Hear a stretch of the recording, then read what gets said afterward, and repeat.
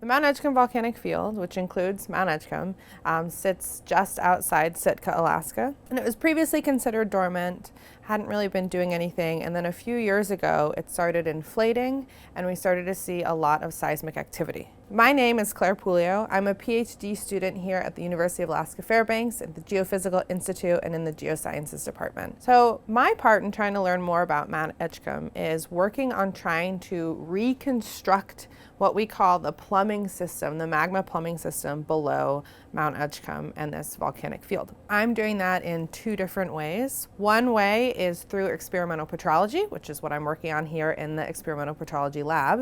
And the other way is by looking at melt inclusions. So we take the dacite that we've collected at Mount Edgecumbe and we grind it up, and then we insert that into a furnace and pressurize it. And so we hold it at different pressures and temperatures that we think maybe are the pressures and temperatures that the real magma was stored at before it erupted. And we see what grows, what minerals are growing in that amount of time.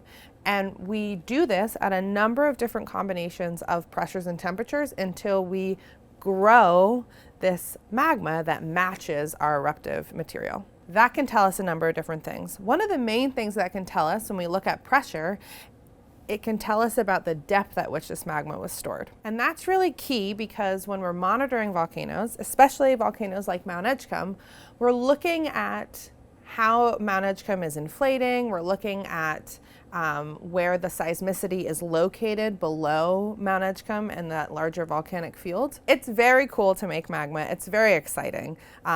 Even though when you're making magma here in the lab, it's not like we're pouring magma out. It's all in these tiny little capsules, but it's still super cool. We're making new rocks and we're seeing what grows in them and being able to recreate this process that happens, deep below the crust, something that we usually don't get to observe.